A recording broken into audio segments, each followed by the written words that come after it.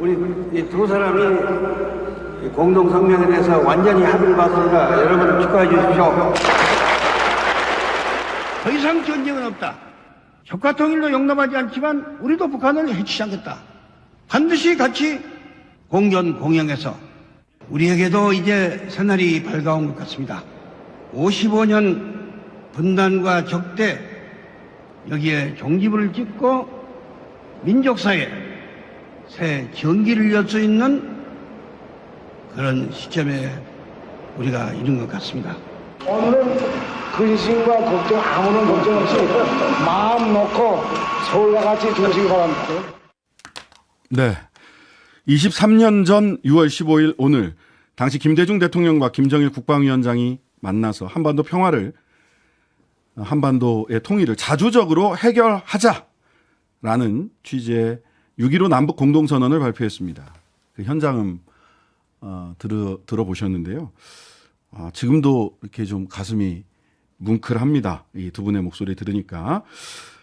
그러나 최근 한반도의 군사적 긴장은 높아졌고 중국과의 관계도 악화되는 등 한반도의 평화를 위해 풀어야 할 과제는 겹겹이 쌓이고 있습니다. 특히 오늘 윤석열 대통령은 6.15 관련 메시지는 내지 않은 반면 압도적인 힘에 의한 평화를 강조했습니다. 남북관계와 한반도 평화, 국제정세까지 지금부터 정동영 전 통일부 장관과 짚어보겠습니다. 안녕하세요. 예, 반갑습니다. 예. 앞에 사설이 좀 길었습니다. 그런데 뭐 설명해야 될 것들이 좀 있어서 그랬고요. 어떻게 잘 지내시죠? 예. 오랜만에 MBC 오셨을 것 같은데요. 예, 그러네요. 예, 직장에 시청률 1등 와보시니까. 신장식 뉴스 하이킥. 예, 예, 감사합니다. 애청자입니다. 예, 감사합니다.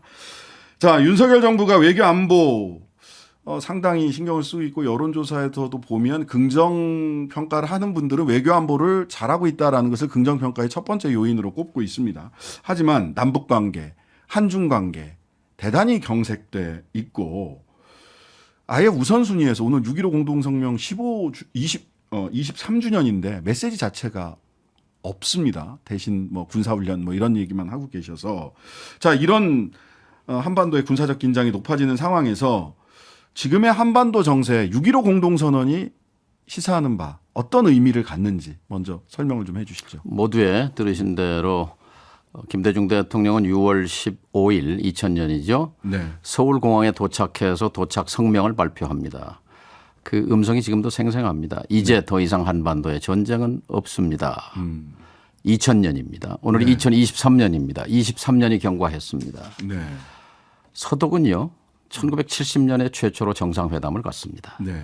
그리고 동서독 화해협력의 과정을 거쳐서 20년 만인 1990년 동서독 통일의 문으로 들어갑니다. 그렇죠. 자, 우리는 2000년에 6.15 그리고 이제 23년이 경과했습니다. 네. 정상적인 과정을 거쳐왔더라면 지금쯤은 정부의 보수정부든 진보정부든 대한민국 정부의 공식적인 3단계 통일 방안, 네. 교류협력 단계, 남북 연합 단계 예. 그리고 통일 단계 이 3단계 중에 적어도 남북 연합 단계까지는 진입했어야 이것이 정상적인 정치 과정입니다. 네. 그런데 우리 정치의 실패, 외교의 실패가 오늘 다시 한반도의 평화를 걱정하고 전쟁을 걱정하는 이런 지경으로 왔다는 것이 참 안타깝습니다.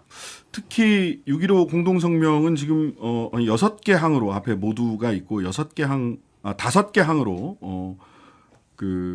이루어져 있는데요. 이 5개 항 하나하나가 모두 중요하겠습니다만은 현재 시점에서 특히 좀 눈여겨봐야 될 항목이 있다면 어느 항목을? 1항입니다. 1항. 남과 북은 나라의 통일 문제를 그 주인인 이 세 글자가 중요합니다. 네. 그 주인인 우리 민족끼리 힘을 합쳐 예. 자주적이라는 이 세 글자가 중요합니다. 네. 해결해 나가기로 했다. 왜 이게 제일 중요합니까? 그 주인이 실종돼 있습니다. 아. 자주라는 것이 지금 자주 콤플렉스에 걸려 있습니다. 네. 이 두 가지의 실종이 오늘 우리가 당면한 문제의 본질입니다. 한반도 문제는 적어도 우리가 대만 문제라든지 우크라이나 문제는 결정 권한이 없습니다. 그러나 네. 한반도에서 일어나는 전쟁과 평화의 문제 당사자는 우리고 결정권자는 우리입니다. 네. 이 의식의 실종이야말로 오늘의 이 난맥을 불러온 본질이라고 생각합니다. 예. 일본과의 관계 개선 뭐 하면 좋죠. 그다음에 미국과의 뭐 핵기반 동맹 뭐 이런 얘기를 하면서도 계속해서 그 이유를 북의 핵무장 때문이다 하면서 한미일 북중러 이야기를 하는데 북 때문에 우리가 한미일이랑 같이 군사 동맹을 강화해야 된다 이렇게 얘기하거든요. 1894년에 동학군이 한양을 향해서 쳐들어오니까 네. 청나라 군대를 불렀습니다. 또 일본 군대가 들어왔습니다. 그랬죠. 청일 전쟁의 난장판 전쟁이 이 땅에서 벌어졌습니다. 네. 러일 전쟁이 한반도를 둘러싸고 벌어졌습니다. 자, 북한 문제 때문에 미국을 부르고 일본을 불러서 한미일 동맹 북중러 대결 구도를 만든다는 것 이거 뭐 이거야말로 공식적으로 얘기를 하고 외세 있어요? 의존적이지요. 왜 우리의 문제를 우리가 자주적으로 그 주인인 우리가 해결해 가지 못합니까? 네. 저는 이것이 참 비극적이고 이게 본질이라고 생각해요. 아, 그래서 6.15 공동선언의 제1항 그 주인인 우리 민족끼리 자주적으로 해결해 나가기로 한다. 이게 지금 시점에서 가장 되새겨 봐야 될 적어도 대목이다. 그래서 6.15에서 합의한 3대 협력 사항이 있습니다. 네. 끊어진 남과 북의 혈맥을 잇자 철도를 잇고 도로를 그랬죠. 잇고 그리고 금강산 관광을 하고 그리고 개성공단을 만들자 하는 3대 합의가 있었습니다. 네네. 이게 김대중 노무현 10년 동안 두 정부에서 이루어진 금자탑입니다. 그런데 이명박 정부 들어서 금강산 중단했죠. 예. 철도도로 연결 다 파버렸죠. 그다음에 박근혜 정부 개성공단 닫았죠. 네. 이제 더 나가서 윤석열 정부 그것도 모자라서 네. 이제 다시 증오의 시대, 네. 대결의 시대, 근친증오 원한의 시대로 돌아가고 있습니다.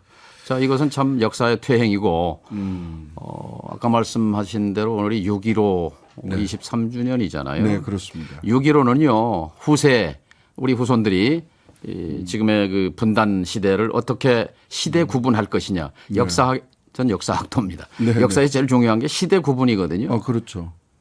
6.15 이전사와 이후사로 구분할 겁니다. 네. 이전사는 근친 증오의 시대였고 이후사는 대화와 협상과 화해 협력의 시대로 갔습니다. 네. 그런데 그날 오늘 6.15의 그 의미를 단 한마디도 국가 지도자가 얘기하지 않았다는 것은 역사 의식의 부재입니다. 네. 이것은 참 불행한 일이죠. 네. 본인이 나중에 후대의 역사에 어떻게 기록될 것인가를 두려워해야 마땅합니다. 오히려 대통령은 우리의 압도적인 힘만이 적에게 구걸하는 가짜 평화가 아닌 진짜 평화를 가져다 줄 것이다라고 말씀을 하셔서 소위 6.15 이후에 남북 화해와 협력을 추구했던 시대를 적에게 구걸하는 가짜 평화의 시대라고 인식하고 있는 것처럼 금강산 보이거든요. 관광을 마음만 먹으면 15만 원 내면 금강산 관광을 2박 3일 3박 4일 갔다 올 수 있었고 네. 개성공단 중소기업의 희망의 출구로서 개성공단에 한 평에 14만 9천 원이면 50년 사용권 그리고 네.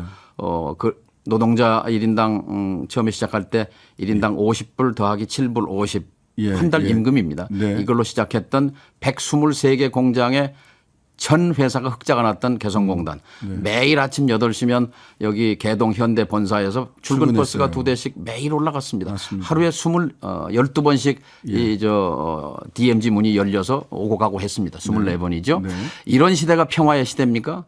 아니면 이런 시대가 평화의 시대가 아니라면 예. 지금 윤석열 대통령 취임 이후 1년 동안 단거리 미사일, 탄도미사일, 중거리 미사일, 중장거리 미사일, ICBM, SLBM, 잠수함 발사 탄도미사일 또 무슨 핵 억제 동맹 예. 이런 것이 진짜 평화입니까?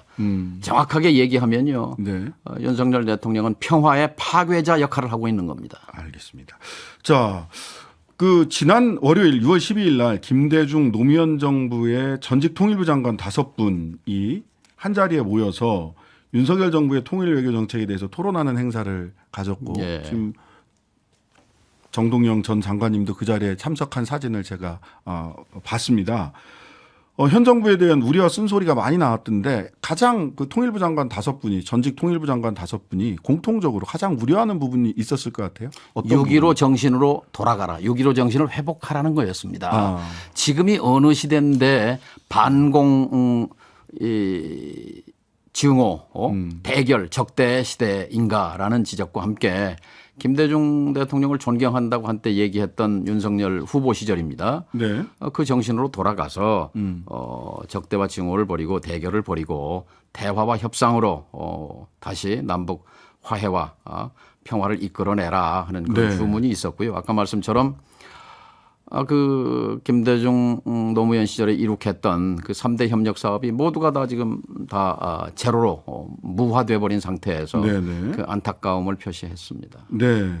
그러니까요. 윤석열 대통령 한일 관계에서는 김대중 정신을 강조해 왔어요. 김대중 오부치 선언 계승하겠다.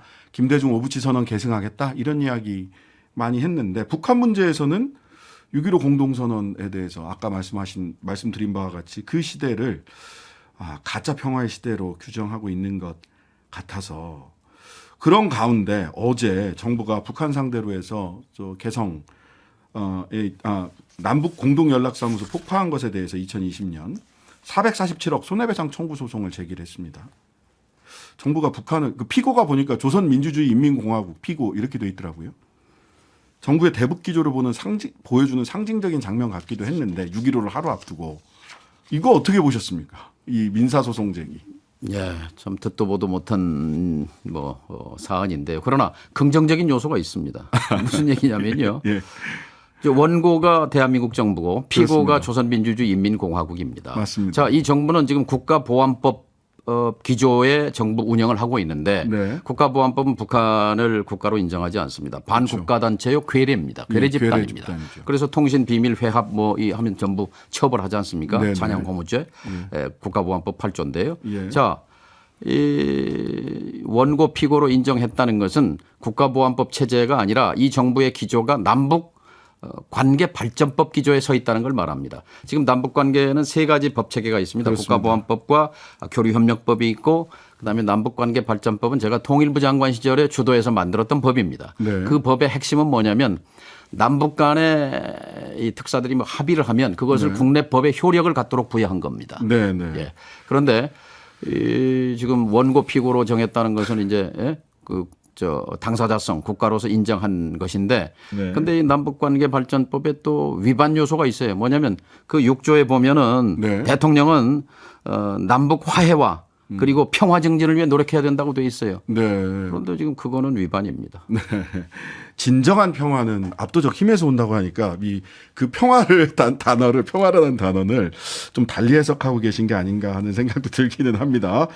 자, 이 남북 문제를 해결하기 위해서 우리가 육자회담 때부터 시작해서 중국의 역할 그리고 중국과 남측과의 관계 이런 거 굉장히 중시해 왔습니다. 사실 이게 좋고 나쁘고를 떠나서 전략적으로 필요한 역할이 있기 때문에. 그런데 최근에 싱하이밍 중국 대사의 배팅 발언 논란 이후에 대통령이 직접 나서서 위안스카이 이런 이야기를 했어요. 싱하이밍이 위안스카이냐.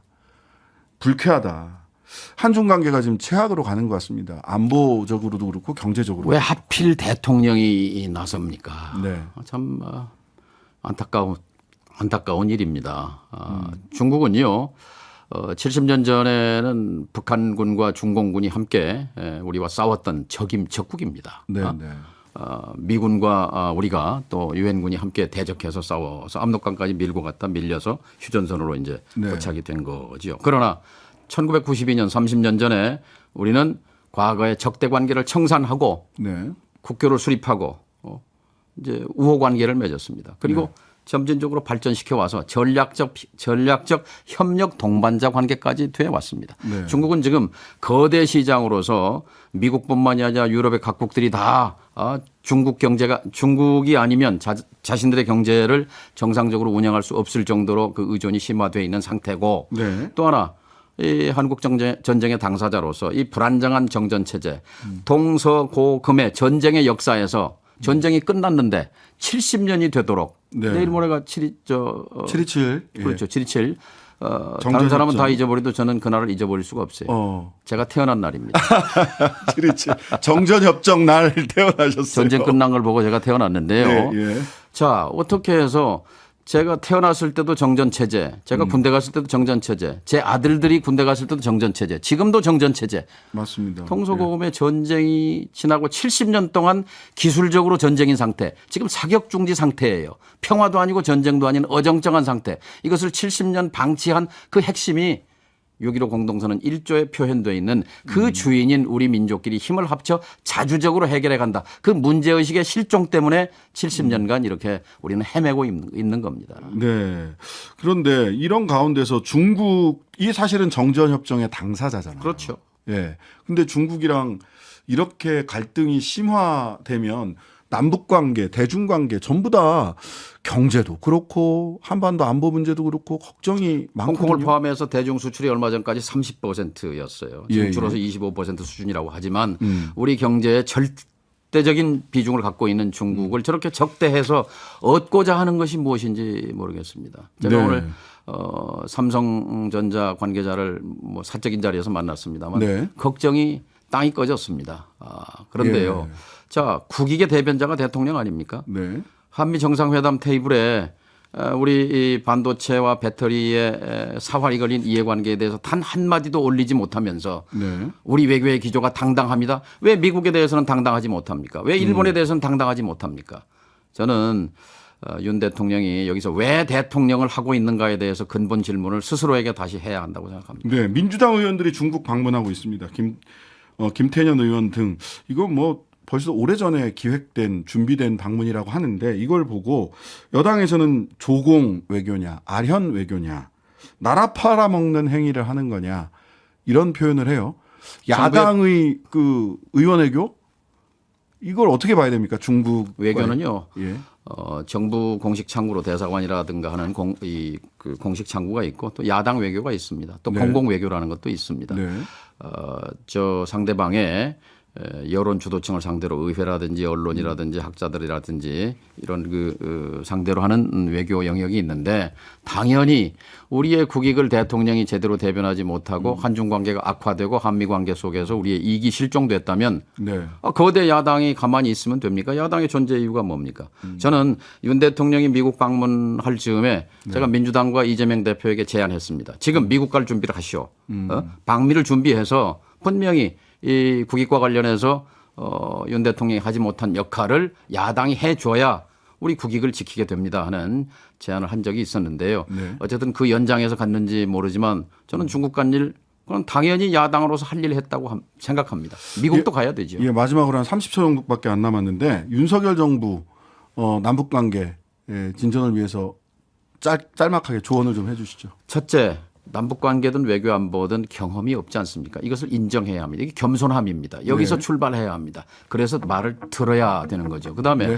국제정치학 교과서의 1조가 뭐냐면요. 외교는 프루던스, 신중함이 기본입니다. 신중함. 그리고, 많이 듣고 신중하게 움직여라. 그리고 핵심이 아까 그 주인인 자주적, 주체성. 알겠습니다. 이거 새겨야 합니다. 지금까지 정동영 전 통일부 장관과 함께했습니다. 감사합니다. 감사합니다. 하루 종일 기다려지는 진짜 시사. 평일 저녁 6시 5분 신장식의 뉴스 하이킥.